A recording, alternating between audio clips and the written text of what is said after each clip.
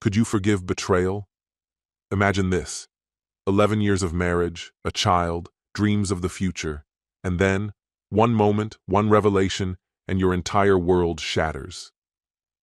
The protagonist of this story was just an ordinary guy, working hard, loving his family, doing his best.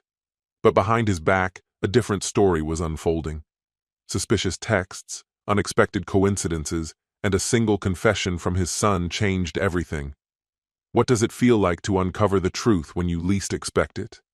And most importantly, what do you do next? Pain, deception, and yet, a new life is already beginning. Want to know how he handled it all? Hello, my friend. I'm so glad you stopped by my channel.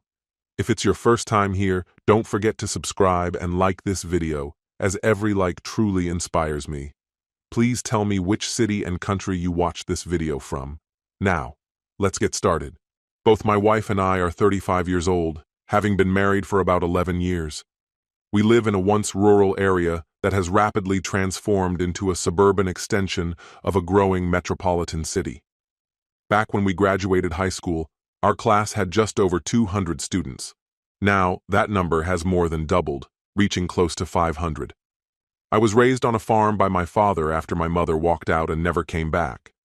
From a young age, I took on farm duties, working alongside my dad until he eventually decided to lease the land to other farmers and take a job at a factory instead. The income from those leases allowed him to purchase additional property.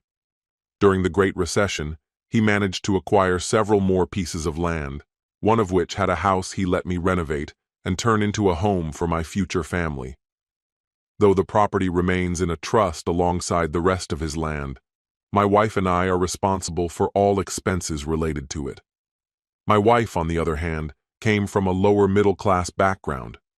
Her family was always warm and welcoming to me, treating me with kindness and respect. They moved to our town when we were in junior high, and we started dating in high school. Once I secured stable employment, we got married. Before that, I worked any job I could find, hauling junk, painting houses, whatever paid the bills. We now have an 8-year-old son, and my wife stays home to take care of him.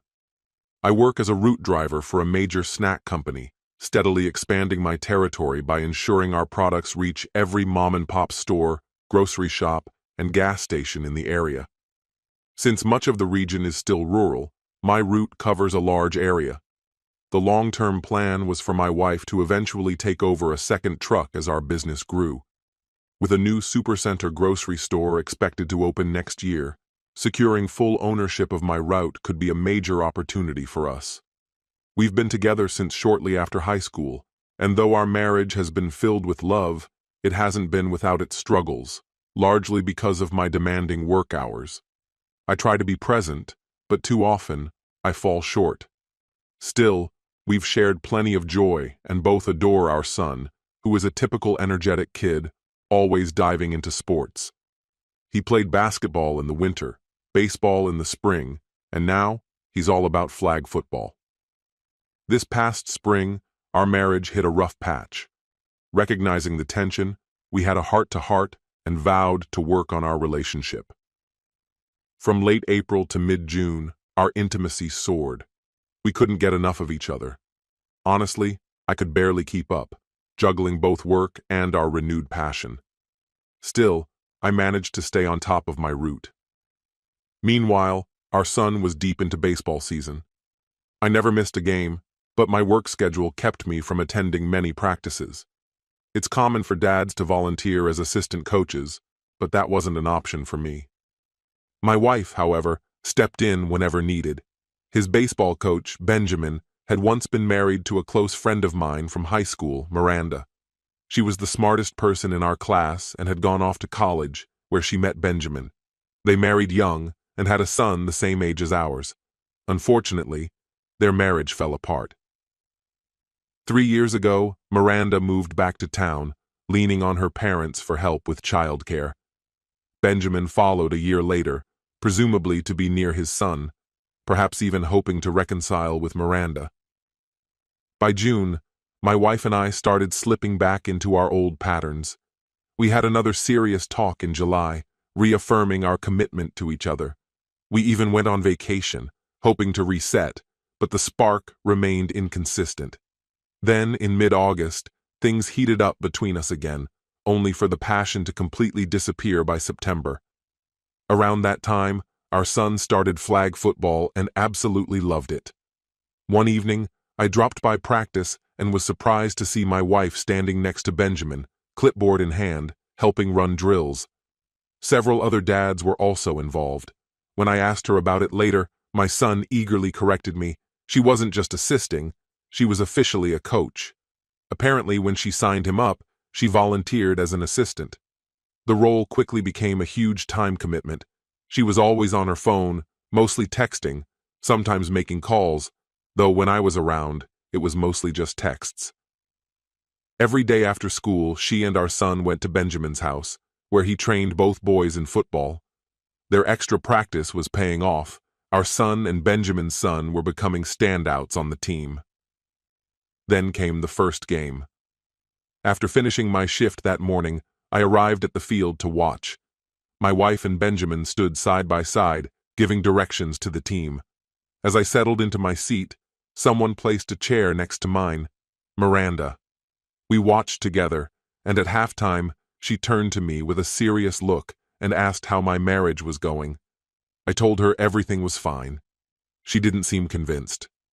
After hesitating for a moment, she told me something her son had shared with her. On a rainy afternoon, when training was canceled, our boys stayed inside playing video games at Benjamin's house. At one point, her son went to grab more juice from the kitchen, only to witness Benjamin and my wife kissing. Shocked, he ran back to the game and later confided in Miranda that night. Every morning, I wake up at 4 a.m. to drive 45 minutes to my warehouse and start my shift. But that Monday, I set my alarm even earlier, 3:30 a.m. While my wife slept, I grabbed her phone. After several failed attempts, I finally cracked her passcode. As I scrolled through her messages, I found an endless thread of texts, some explicit, along with revealing photos she had sent. Without hesitation, I took screenshots of the evidence, and from that moment, everything changed. I typically reserved a day each week to spend in town, though on occasion, I would return home for lunch. Whenever I decided to surprise her, especially during times when our closeness was at its peak, I often found the house empty. Calling her never yielded an answer. More than once, while driving past Benjamin's house, I spotted her car parked in his driveway. At the end of my workday, she would later claim she had been out shopping. She'd apologize for not being home when I arrived, and I would reassure her that my visit had simply been an unplanned surprise, nothing to be concerned about. The following week, I deliberately informed her ahead of time that I'd be coming home for lunch again. Parking a short distance away from Benjamin's place, I waited. Somehow, she failed to notice my truck. A few minutes later, she hurried out, jumped into her car, and raced home. I followed at a normal speed, and by the time I walked through the door, she was already in the kitchen, preparing me a sandwich. We had a light-hearted conversation over lunch. Later that Saturday, after my son's game, I took him home to change before dropping him off at my father's place. They had plans to fish, and if he felt like it, he could go for a swim. Once again, when I returned home, she wasn't there. I drove past Benjamin's house, and just as I expected, her car was parked outside. I called her. When she finally picked up, she sounded annoyed. I asked her what she was doing there. Silence. I told her to get dressed and come home. By the time she arrived, I was already seated at the table, waiting. She stormed in, furious that I would even suggest something was going on. I asked her to sit down. She refused, growing more defensive. I spoke with more authority, telling her to stop yelling and take a seat. I had something to show her. I had a folder with me. She demanded to know what was inside. I insisted she sit first. Then, one by one, I placed screenshots of her text messages in front of her. Her fury escalated as she berated me for going through her phone. That's when I revealed the most incriminating messages. She scrambled for excuses. But when I pulled out the explicit photos, She fell silent. That was it. I told her she had until the following Sunday. Come Monday, I'd be meeting with a lawyer. She needed to gather her clothes and personal belongings. The rest could be settled later. She broke down, sobbing, apologizing over and over. I asked her a question I had once seen in an advice thread. What did you think was going to happen? She had no answer. There was nothing left to say. Since then, I've been staying at my father's house. On Sunday, I brought my son back home so he could catch his school bus the next morning. I explained to him that while his mother and I wouldn't be living together anymore, he would still remain in his home. When I arrived home that evening, all of her belongings were gone. We had agreed she would pick up our son after school. She had the option to stay with him at the house until I returned or take him to her parents' place. No matter what had transpired, she was still his mother, and we had to navigate co-parenting together. The divorce process is now underway. She will be officially served next week. I won't have the papers delivered in public. I refuse to humiliate her like that. I've already informed her they're coming. She asked to retrieve a few more items from the house. My lawyer advised against it. If she wanted anything, she could file a formal request with the court. I believe the term he used was petition. I don't have strong attachments to most of the household items, so she will likely get whatever she asks for. Interestingly, what she wants isn't clothing or makeup. People often ask me what she's doing now. She's still living at her parents' house. My son spends his afternoons there until I get off work. I've made it a point to finish by 5 p.m., avoiding extra hours. My attorney is coordinating with another lawyer to ensure my business remains protected during the proceedings. Even my father stepped in, offering to buy my work route and keep me on as an employee if necessary. I understand that child support is inevitable. Custody will be shared. The nights feel lonelier once my son is asleep, but I'm finding ways to keep myself occupied. A few projects have helped me stay focused. Friends have rallied around me, whether by offering to babysit or bringing over meals. Last Saturday at my son's game, instead of spreading out along the sidelines, most of the parents pulled their chairs close to mine. That meant a lot. We only have one more game before playoffs, and then the season will wrap up. Next, basketball season begins. Every parent I've spoken to plans to request that Benjamin not be assigned as their child's coach. Many people have also asked about Miranda. She's been a close friend for years, and some wonder if we'll end up together. Right now, I'm still healing from everything that happened. My only priority is adjusting to this new reality and being there for my son. I once mentioned that Miranda was the smartest student in our class. She's truly exceptional. I feel like I'd only hold her back. Besides, we're both dealing with a lot. Her ex even moved back recently, maybe in an attempt to reconcile. This story has come to an end.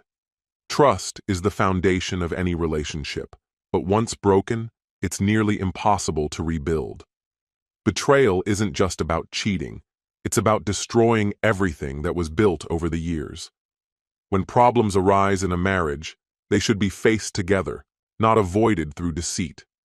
The truth always comes out, and once trust is shattered, things are never the same. But betrayal is not the end.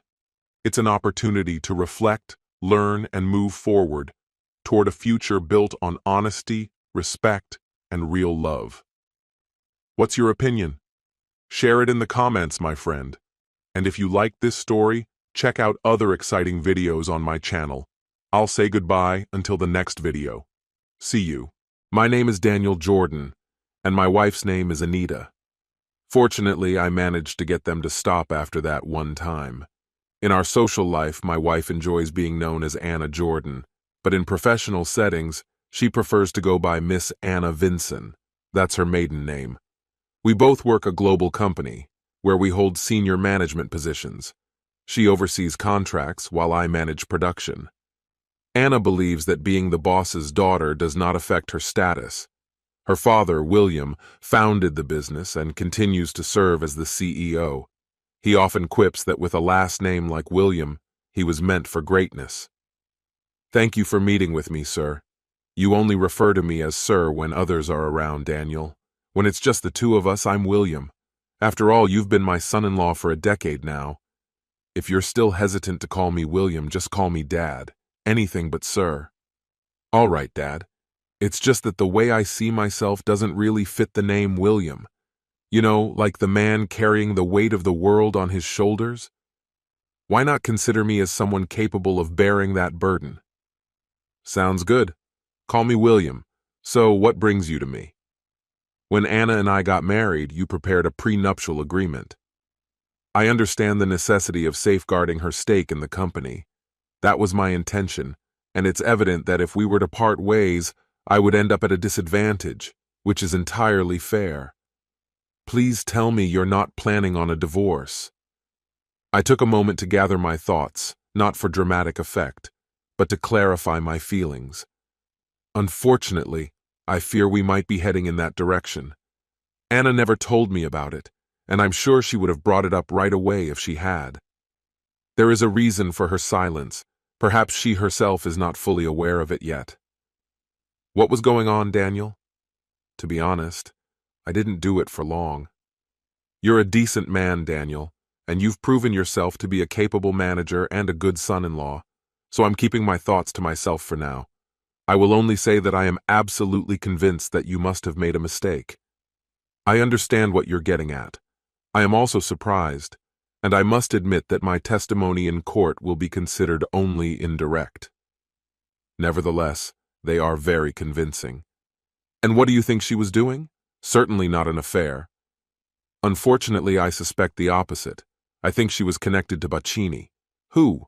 With the executive director of the Massimiliano company? Exactly. But I'm not suggesting that Anita's involvement in Bacchini's affairs was a key factor in changing the deal in our favor. It would be an unethical business practice. She could have been with him just looking for new experiences outside of our marriage or for other reasons. Anyway, despite our shared unhappiness, I believe she cheated on me. That's why I need you to tell me everything you know and suspect, and do not omit a single detail, no matter how insignificant it may be. At the same time, keep in mind that I approach this issue with the conviction that my daughter did not behave inappropriately. I see that you are right. I know this. In order to complete our agreement with Massimiliano, the Italians invited us to visit them for 3 days and 2 nights. Daniel, however, it is important to note that contract may not be the best term. They call it a merger. But, in fact, we are acquiring Massimiliano. Such a merger is called a friendly takeover. Bacchini will step down from his post, and the remaining employees will retain their positions and receive significant benefits from our agreement. I understand their William position. It's easier for me to consider it a contract because Anna manages this aspect for us. I just clarified a little bit. A trip to their territory is part of her responsibilities. That's why we sent Anna along with Tom Myler, your right-hand man. This was Mr. Myler's event, and although it can be argued that Anita's presence was not mandatory, I realized that her presence would be useful since she is fluent in Italian. You're right again. Her language skills improved during our honeymoon. And yes, I remember that you gave us a trip to Italy. Please continue. Massimiliano's company has arranged for them to stay in a luxury hotel. Orlando Bacchini and their contract manager Raffaele Marini also stayed at the same hotel throughout the visit. In this regard, I have a question. Why did they decide to do this? I understand that they wanted to impress us with an upscale place, but it seems they had no reason to stay overnight as the company is local and does not require accommodation. When Anna talked about her trip, she didn't mention any sights or evening activities. So why were they present? I must say I don't consider this proof, William said. After all, they were the hosts of the meeting. Why don't they join us? Sharing a meal and enjoying an evening drink is standard business etiquette here. Moreover, these two may not be locals. Most likely they travel weekly for work and stay in hotels. It's true. However, you demanded a full account of my suspicions, no matter how insignificant they may be, and circumstantial evidence tends to become more convincing as more details become clear. I understand that. Let's move on to the hotel facilities. I looked through their brochure and found out that only 2 rooms on the top floor, both overlooking the garden, have a hydro massage bath. You know, the kind with nozzles that spray water. I know what a jacuzzi is. We have a jacuzzi too. Bacchini had it in his room I already mentioned. She was not in the other 3 rooms. They were located on the floor below.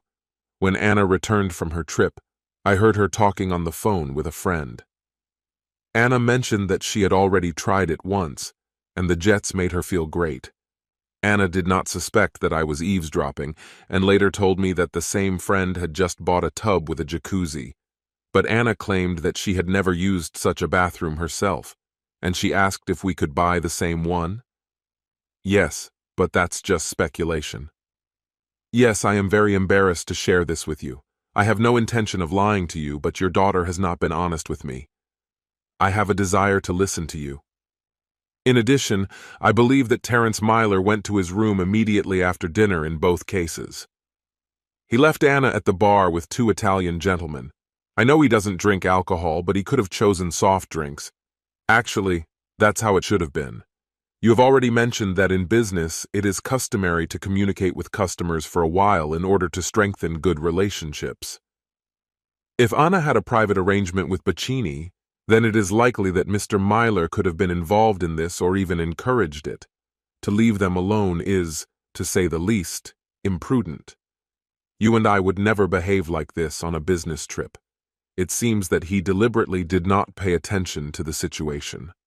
Although I agree that it doesn't reflect well on him, he may have been unwell.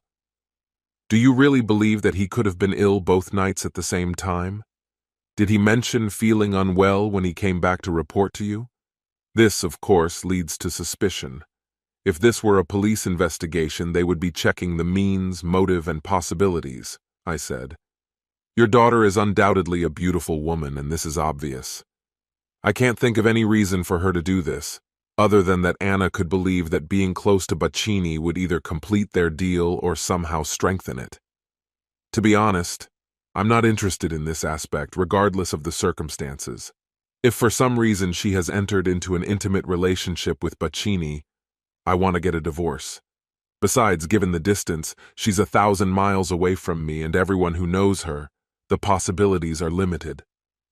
Terence Green, who quietly left for an early evening, left them together, creating significant opportunities for her on both evenings. I must admit, you have drawn a scenario in which her infidelity seems plausible, perhaps even probable. Nevertheless, I have to disagree with your conclusions based on the evidence presented. She is my only daughter, and I want to believe that she was raised in better values than that. I have to make a choice, but my loyalty prevails over doubts, and my loyalty is on Anita's side. Don't forget that the contract manager was there too. I understand your point of view. Most likely I would feel the same way if I had a daughter. Is there anything else you want to discuss? Yes, there is another incident that has caused me concern and seems to connect all my suspicions. He is connected to Massimiliano's contract manager, who, as you mentioned, was present at the time. I showed him the photo I got on Anita's first night on the trip. I'm sure Raffaele Marini sent it. The picture just shows your wife raising glasses with Bacchini. I think they were raising glasses to the successful negotiations scheduled for the next day. You're right, that's exactly what they're doing. Nevertheless, I can't help but wonder why Marini and Myler aren't holding glasses. I felt that Marini was hinting at something deeper. Perhaps his wife was unfaithful in the past, and he subtly expressed his displeasure. But what exactly did he disapprove of? It was just a glass of wine, designed exclusively for the camera. One hand is shaking, and the other is raising a toast. Such a shot could be seen in a magazine or a local newspaper. Marini didn't get into the frame because he was busy shooting. But pay attention to your daughter's left hand. There is no wedding or engagement ring on it. Married women don't take off their rings for friendly meetings. They take them off to appear unmarried, often in search of an affair. William studied the photograph, his expression becoming serious. It seemed to me that I had finally made a breakthrough, and now he has gone on the defensive. Bacchini could easily have found out that she was married. So why hide this information? The absence of the ring makes it clear. I am available. Does Bacchini know that she is married? After all, Marini is her colleague. Do you know if he's married? If Bacchini sees Anna alone, it keeps her in a safe zone. Okay, I'm almost convinced. So what are you aiming for? If, and I emphasize if, my daughter was unfaithful, you started talking about a prenuptial agreement. There are whispers in the office that you can send Anna on the same trip so that she can sort out all the cases and ensure that Benetti comes under our control. If that happens, my suspicions will only increase. But regardless of the truth, I want to get this position. We can start the divorce process with minimal losses for you and the company, which will allow me to move permanently to Italy. This way, you won't have to constantly remind yourself of your daughter's betrayal. You're offering a tempting scenario, but I can't act without solid evidence. You may be able to take a back seat, but my daughter will still be there. She will understand the circumstances under which you were hired and will wonder why I decided to support you. And I can't break the prenup and give you what you want until I have proof. She'll be back from lunch soon. I will prepare the necessary evidence this afternoon, around 3 o'clock in the afternoon. For your information, she'll never admit it, Daniel. She's much more resilient than me. Why are we having this conversation in the meeting room? Anna asked. We have something important to discuss, I replied, wanting to keep it confidential. Please have a seat. Can't it wait until we get home? No, it's urgent.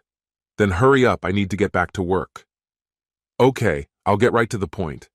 Did you sleep with Bacchini when you were on a business trip to Italy? Did you pull me away from the table for such a ridiculous question? No, I didn't sleep. Well, considering that I was less likely to stumble than you, do you really think that I would have been unfaithful? Never? Is this a lie? No, Daniel. In the morning, I visited the doctor's clinic and found out that I had syphilis. I must have caught it from you. The silence dragged on for a full minute. Oh my God, Daniel, I'm sorry. Was it Bacchini or Marini or both? As expected, she recoiled at the mention of both. Admitting your actions would be much easier than justifying meetings with two men, especially with Bacchini. Did you sleep with both of them? Yes. I see. I assume that your mobile phone was in your pocket and was recording everything? William asked, realizing that she had lied. Her initial answer was false. I was allowed to. I'm not going to fire her, you know that. I didn't ask for it. Take the rest of the week off and focus on the divorce papers. I got up to leave and he pressed the intercom button. Miss Wells, please send my daughter. A week later, William sent me to Italy, and now I will conduct all business and negotiations with our new partners. And a month later, our divorce from Anna was officially finalized. I received a large amount of money according to our prenuptial agreement. This money will last me for the rest of my life. After the divorce, William sent his daughter to a rundown town to his aunt, so he punished Anita. Now my ex-wife was a cheater working in the fields. Her former luxurious life remained only in memories. I don't know how long Anita's stay in the fields will last, but she will forget this for the rest of her life. When do you plan to move there and reduce your trips? Stephen asked. I'm guessing it's going to happen soon, Miles replied. Grace is gradually getting into the idea. Why are you delayed? I'm sorry, but it's none of my business, Miles. But you already mentioned that she doesn't like her job in Arizona.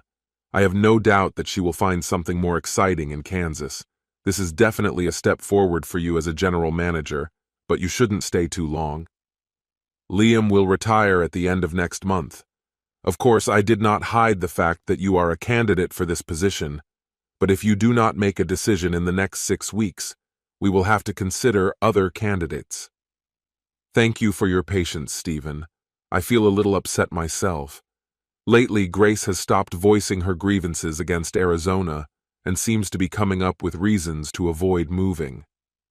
Perhaps my absence from this trip will tip the scales. I'll be out from Tuesday to Friday.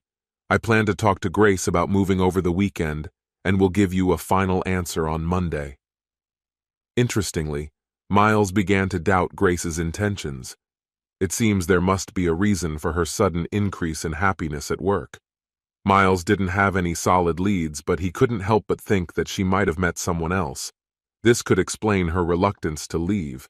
So he came up with a plan, more like half a plan. He arranged with Liam that he would work in the evenings from Tuesday to Thursday and leave early on the last day. At the same time, he informed Grace that he would not be back until Sunday.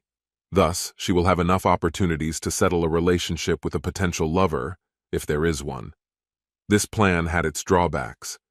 He let Miles come back from Kansas between Thursday and Saturday to check on her. He didn't know where he would stay if she was in their house, or what he would do if he found her with someone else. The situation was becoming more and more uncertain. His absence would have been especially noticeable since Friday marked their 30th wedding anniversary. He had already expressed his regrets to Grace for missing such an important event. To make amends, they have scheduled a big meeting next weekend, which will be attended by all their relatives and friends. The absence of another man in her life might have prompted her to think about leaving. On Tuesday morning, they kissed goodbye, and as he was driving to the airport, an idea struck him. Although she told him not to worry about the flowers, he decided to stop by the flower shop anyway. The store had just opened and was busy taking orders. 2 girls were checking fresh supplies, and the third was dealing with a customer who came even earlier. Miles scanned the storefronts, watching the man in the suit get more and more upset. "I'm sorry, sir, but even with the extra £5, we can only promise delivery within an hour, namely between 6 and 7 o'clock in the evening." The man replied, "But I have dinner booked for 6:30 p.m., and I need the flowers on the table right after we place the order. Maybe I should look for another place." The seller replied, "You can do that, sir, but I can assure you that no other flower shop offers such precise delivery. Please deliver the bouquet to the hotel reception. I will write you the address, please, as soon as possible after 6 p.m. Ideally, he should be there before 6:30 p.m. I will attach an additional note to the desk clerk asking him to give the flowers to me, Mr. Brown. They can leave the bouquet at the reception and give it to me right after my wife and I book a table. We already have reservations for Friday and Saturday, so they'll know who I am." The girl paused for a moment. "On Friday, we can arrange with the courier to deliver the first batch to the hotel after 6 p.m. You can write a note to the hotel and specify your room number. Our courier will give it to them, and I'm sure they will be happy to help you with a surprise dinner as part of their usual services." "That sounds great." "Thank you, but I would like a personal note for your wife to be placed in a sealed envelope to avoid misunderstandings. Is it okay if I read it one last time before I seal it?" He looked around and met Miles's gaze. Miles smiled and looked at the red roses. The man smiled. "Sure, come on." The note read, "Happy anniversary to my dear Grace. I wish you to enjoy orange juice for another 30 years. It's Grace through and—" "Yes, exactly. Keep the change for yourself." He paid and left. Miles froze in place for a moment. Although the cold was biting, beads of sweat stood out under his collar. After all, it was their wedding anniversary this Friday, and Grace through and was undoubtedly his. Miles often joked that he preferred orange juice to champagne, but the reality of her infidelity was much worse. It was time to think about divorce. How could she have been involved with another man for 30 years, throughout their marriage, and yet Miles had no idea about anything? Did that guy leave a tip for her? He turned to the girl. "Yes," she replied. "Usually people don't leave tips at the time of ordering, but sometimes customers come after to compliment us on how the flowers turned out. They usually bring chocolates instead of money, but this is not prohibited. Oh, don't worry about it. I also plan to tip you. What amount did he give you?" "Actually, £3. Well, I'll give you a little more. I need your advice on choosing the perfect flowers for my anniversary, as well as clear delivery instructions. I will compensate you for the confidentiality.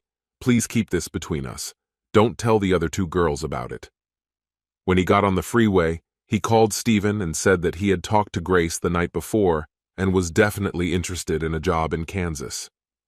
10 minutes later, Liam called to confirm it. "I will prepare the contract for your arrival, Miles," he said.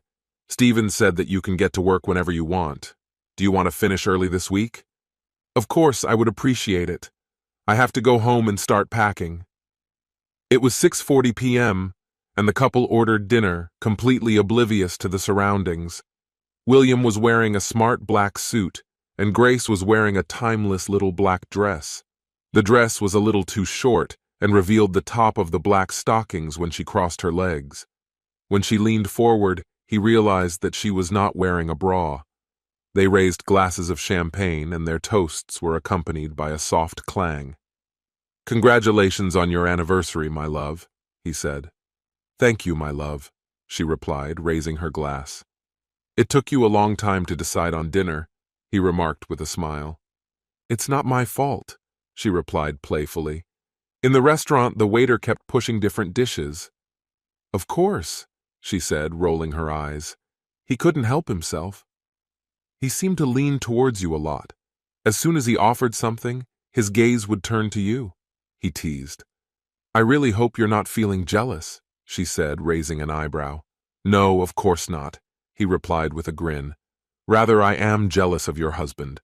He can enjoy all these beautiful curves whenever he pleases, and he also has easy access to all the other charms that you are hiding. I've been keeping my little strawberries, as you call them, out of his reach for weeks now. In fact, you've been using my charms for more time than he has. Next weekend, I'll let him enjoy me for an alternate anniversary, but I'm not wearing panties today. I thought you'd prefer me like this for the weekend." "This is a great idea. I think I'll have a fruit salad for dessert. First of all, I will enjoy your strawberries, and then I will drink orange juice, and who knows what else I might find under your dress."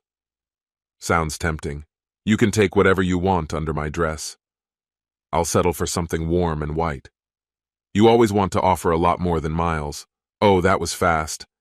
The waiter returned, but not with the food. He presented a magnificent bouquet of 30 red roses. "Happy anniversary, Mrs. Brown," he said. Turning confidently, he walked away. Petty beamed as she opened the envelope and read the note. "You're so romantic, William. I wish I'd really been with you all this time. However, now it's all in the past. More than 30 years ago, you noticed my birthmark. Can you believe that? After all, you've always been a little tricky. How many times has it been? 4? You introduced me to a few of the first ones, but there is one special place that has always belonged only to you. It was your colleague's brilliant idea to hire me as a stripper for your bachelorette party," he said. "And coming to work in your office 2 months ago was the best decision of your life. I can't believe you recognized me after all these years. Grace, you haven't changed at all. Maybe your orange got a little fuller and none of your friends told Miles about it." "No way. He won't find out now. With the right scenario, we will be able to catch up." Leaning across the table, she kissed him. When she pulled back, a flash caught her attention. Grace turned and saw a man standing next to their table, as if he had been there for a long time. His face was hidden behind a large bouquet of flowers, and the phone with which he took the picture lay in front of him. "What are you doing? Delete this photo immediately!" she shouted, attracting curious glances from those around her. "Happy anniversary, Grace!" Miles carefully removed the roses from the table and put his own in their place. "There's no note here," Miles remarked. "The flowers should convey everything." He presented a bouquet of white lilies, red poppies, and 2 unique black roses, one for her and one for himself. Each of these flowers symbolizes death. In this case, they symbolize the end of our marriage. Grace's eyes widened in shock and her mouth twisted. William leaned back in his chair, trying to distance himself from the unfolding tense situation. With a sudden movement, Miles grabbed William by the hair, pulled his head back, and shoved something into his mouth. "Don't worry, gentlemen, it's just a game." He glanced at Grace. "It's all over now. What did you put in his mouth?" In an instant, William squeezed his nose and a bottle of champagne was in his mouth. He was gasping for breath, and two waiters began to approach the scene.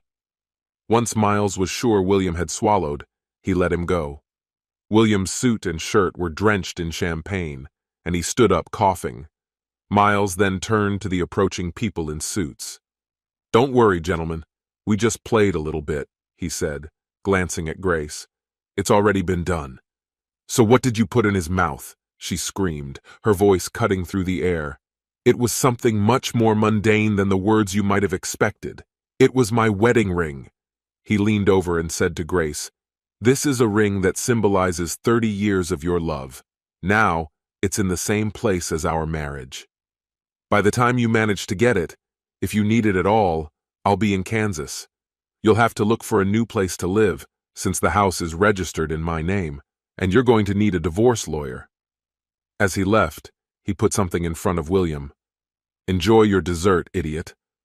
It was a small orange. The last 2 months have been like hell for Grace. The lack of money has not given her the opportunity to hire a lawyer. The locks were replaced in the house where she had been married for 30 years. In her old age, Grace had nowhere to go, because her and Miles's children lived very far away. William, worried about his marriage, broke off all relations with Grace. She was heartbroken. Grace also understood that Miles would sue for everything they had made. The evidence of infidelity that he filmed on his phone would play an important role in the divorce. On a warm September day, the drill instructor met with his platoon for the last time. "Platoon dismissed," he ordered. About 100 recruits stepped back in unison, replying, "Sir, the platoon has been disbanded." "Yes, sir." They rolled onto their backs, uttering a collective hurrah. When the units broke up and left the parade ground for the last time, many recruits gathered around the instructor to shake his hand and then go to reunite with their family. I was no exception. After shaking hands with the senior sergeant, I picked up my bag and headed for the bus going to the airport. My name is Brad Michaels, but that day I was Lance Corporal Brad Clark of the United States Marine Corps, and all I wanted was to go home and to my fiancée Diana Lorenzo. After a difficult 6 months, I finally completed rookie training and received the right to wear an eagle, a globe, and an anchor. I was glad to turn the page and start the next chapter of my life, which will include marrying the girl of my dreams. You may be wondering why it took so long, given that boot camp usually lasts about 12 weeks. The reason is simple. Shortly after the end of the first stage, my appendix ruptured, which required surgery and a long recovery period. The doctors expected me to be back on my feet in a few weeks, but in the end, I developed an infection that required antibiotics and special care. The training of my initial platoon continued while I waited for the doctors to declare me fit for service. By the time I recovered enough to resume training without risking a new injury, almost 3 more months had passed. In the end, I was assigned to a new platoon, and I completed a difficult training course, earning the title of the best recruit. Along with receiving a set of dress uniforms at that time, Marines usually bought them with their own funds. I received the rank of Lance Corporal. Diana and I exchanged letters as often as possible, and she often sent me photos. However, a month or 2 ago the photos stopped coming. Some of the pictures still came to the corkboard in our compartment, where the recruits could post photos of their wives or girlfriends, many of whom were quite explicit. Nudity was strictly forbidden. When graduation was approaching, the recruits decided to hold a contest for the best photo. Diana sent several pictures, many of which showed her in a short dress or swimsuit, although some had a little more skin. In one of the photos, she was wrapped in a bath towel, and one slender leg peeked out from behind her belt. Although it wasn't explicit, it was obvious that she wasn't wearing anything under the towel. This photo won the competition, and I felt a sense of pride that I got engaged to such an attractive woman. However, I couldn't help but wonder who took the picture, as it seemed unlikely that the photographer was her brother or father. After all, in those years, mobile phones with cameras and selfie sticks were not yet in use. Also, the amount of skin in the photo was much more than she had ever shown me. From the very beginning, She made it clear that she was a devout Catholic and would never completely undress in front of her future husband before the wedding night. Therefore, this meant that we had never had an intimate relationship. We only had one kiss, and she wouldn't let me touch her. She assured me that everything would be different on the wedding night. It didn't come as a shock to me. I've known Masha since 5th grade, and although she often flirted, she was never frivolous or promiscuous. In fact, at that time I would have called it quite modest. On the day of graduation, I naturally decided that she was still untouched. Now, let me introduce you to my old school friend, Jack Harris. We had been friends for at least a year before I met Masha, and we did everything together, went fishing, went hiking, and even spent the night at each other's houses. As we got older, I began to notice that he was always eager to grab onto whatever thing I had, and often tried to outdo me at every opportunity. For example, if I got a new fishing rod, he immediately ran after it to buy a bigger or better reel. In high school, he often tried to tease Diana, even though he knew that we were inseparable, as modern children say. Diana just smiled and walked away, ignoring his antics. The day I left for the camp, he escorted me to the airport and assured me that he would look after Diana. I had no reason to doubt his words, so I just shook his hand and thanked him. When the plane finally landed at a small airport near our town, it was already quite late, and my parents took me home to rest. The first thing I did when I got settled was to call Diana. "I've got a surprise for you," she said, giggling as she often did. "I can't wait to see him," I replied, filled with anticipation. "I'll stop by your place right on the way to the old school." After chatting for over an hour, we ended our conversation. The next day, I wanted to show off two things: my uniform and my future wife. I put on my uniform, got into a pickup truck, and went to my old school. After talking with my former principal and several teachers, I drove up to Diana's house. Before I could knock, Masha opened the door. "Surprise!" she exclaimed. "Honey, you're going to be a dad." "What?" I replied, stunned by her unexpected news. I quickly noticed her growing belly and how much bigger her breasts had become since the last time I saw her. It was clear that she was pregnant, but it wasn't my baby. After all, I had been away from home for almost 6 months, and we had never been close. She always insisted on it. "Are you serious?" I asked. "You know we've never slept together. Moreover, I haven't even seen you without your clothes on, so how can I become a father?" "Well, we're getting married, and since I'm a mother, then you'll be a father," she replied. "What do you mean? You don't think I believe in this nonsense?" I exclaimed. "Just tell me the truth. Who is the father?" "You," she said firmly. "When we get married, you will become a father." My thoughts were racing. There was no way she could be serious. "Are you really that naive, Diana?" I replied. "We've never had intimacy, and you expect me to raise someone else's child?" "Well," she began, but I interrupted her. "Diana, Diana, Diana," I said, playfully imitating the famous phrase from the series. I took a deep breath and counted to 10. I loved Diana, but I was furious. I needed to know the truth. "Just tell me, Diana, did you and Jack sleep together while I was gone?" She straightened up and looked away, as if fearing my reaction. "Yes, just a few times," she finally admitted. "It was only because I loved you and missed you. It didn't really mean anything." "How many times?" I asked. "I don't know, maybe 15 or 20, she replied. "So you've been with Jack 15 or 20 times? And now you're saying she's pregnant, and all this is because you love me?" I asked, disbelief in my voice. "Yes," she replied, tears welling up in her eyes. "And you're saying that this is really my child because we have to get married?" "Yes," Diana confirmed. I shook my head in confusion. By then, her father and brother had entered the living room. "I'm sorry, Mr. Lorenzo, but I can't go to this wedding," I said. He didn't look pleased. "But Diana said it's your child, so I think you should step up and do the right thing," he replied. I couldn't believe it. I thought, is everyone in this family really that dumb? "Mr. Lorenzo, do you realize that Diana and I have never been intimate?" I haven't even seen her without her clothes on, and she just admitted that she was with Jack Harris about 15 or 20 times, I said. Is that really the case? He turned to his daughter. Oh yes, Daddy, she sobbed. He looked at her as if she was something unpleasant that the dog had left in the yard. Damn it, he muttered. You have as much stupidity as your mother, he said, his eyes filled with genuine sadness.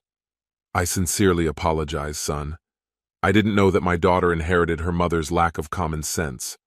Are you sure you can't handle this? I'm not sure, mister, I replied. If she can't be faithful to me while I'm in a military camp, there's no way she'll be faithful if I go to war. I refuse to raise someone else's child. Anyway, we'll just get divorced. Dad, Diana interjected. Jack and I only had an intimate relationship. We never made love. Then her brother Michael burst out laughing. Come on, Diana, he said. In the living room, I saw you literally shaking the spirit out of him, and at the same time his two friends are next to each other. In fact, I have some pictures to prove it. He turned to me with a grin. Why don't you take a look? A thought struck me. Michael, did you by any chance take that picture of Diana in a towel that she sent me? I asked.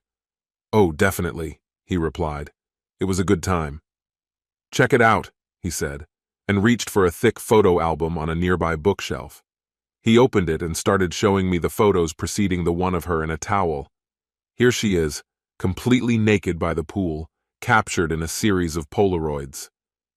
She really got carried away with it, Michael commented with a grin. Do you remember that day, Dad? He asked, looking at his confused father. That day she gave Jack that risky lap dance on the picnic table. Michael turned to me and added, She can really be very wild. I also have a bunch of photos. Here's one where she's with two guys at once, he said, opening another book and showing a photo of Diana. Come on, Michael, don't use such words in front of your sister, his father interjected. But that's exactly what she was doing, Dad, he replied. I was shocked by what I heard. Lorenzo has always been honest. What kind of madness is going on in this house? I thought to myself. Diana, I asked, how many men have you been with since I proposed to you? I don't know for sure, maybe 7 or 8, she replied. Michael giggled again. Maybe 700 or 800, he said sarcastically.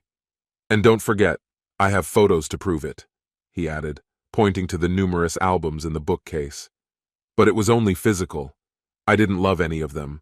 I only love you, and I'm saving myself for you, I promise, she replied. Tell me, do you ever use protection with guys you've slept with? What does it mean to protect yourself? What is it? She asked, deliberately stretching her words. It seemed absurd to me. I couldn't figure it out. My girl, who seemed so innocent, was involved in something so shocking, openly flaunting her choice and even her relationship with her family, without the slightest hint of shame. I was stunned that she had kept it from me for so long. I realized that I needed to get out of this chaotic situation. I need to leave, I said firmly. Diana, the ceremony is canceled. After everything I've just learned, there's no way we can hold it. You don't even know who the father of your child really is. I am monogamous, and I expect the same from my wife. I turned to leave, but Diana jumped up, begging, Please don't leave. I didn't love them. I only loved you. Oh no, Diana. You don't understand love. Maybe you know what desire is, but not love. As far as I know, you were with half the county while pretending to be innocent and making me believe in your loyalty, I replied. It's not like that, she replied. I didn't have half the neighborhood. 150,000 people live here, and I definitely didn't have 75,000 guys, not even close. Well done, Diana, I said, but it's too late for us. I have to go. I wish you a happy life, seriously speaking. Bye. I turned and walked away without looking back. When I got home, I changed into blue jeans and a marine t-shirt, and then went out for a drink. I ended up at the hotel drinking beer and thinking about the events of the day. Suddenly I noticed that someone was standing next to me. I turned to see who it was. Lee Ya, I said. It's nice to meet you. Can I get you a drink? Margaret asked. She was an old friend of mine. We had known each other since elementary school and had remained close ever since. When I first got engaged, she warned me about Diana, but I brushed off her concerns, thinking she was just jealous. "Have you seen her yet?" "What is it?" she asked. "Well, yes," I replied, realizing how stupid I had been. "You knew all along, didn't you?" "Everyone except you," she replied. "I think love really blinds us. So, the wedding is still in force?" I shook my head. "Everything is canceled. I can't move on in any way." "What are you going to do?" "What is it?"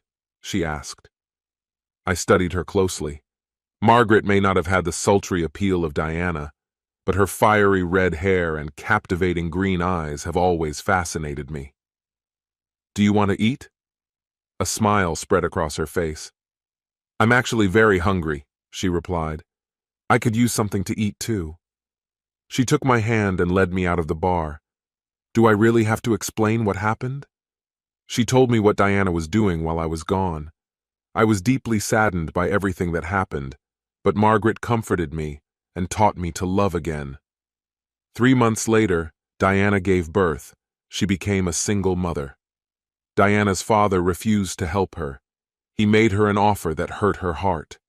Diana had to transfer the child to the full custody of her father, and she herself had to live wherever she wanted. Diana refused the child, tearing herself to pieces. Her pain was so deep that she almost did stupid things, after which she ended up in forced confinement in a psychiatric hospital. A year later, Margaret became the love of my life.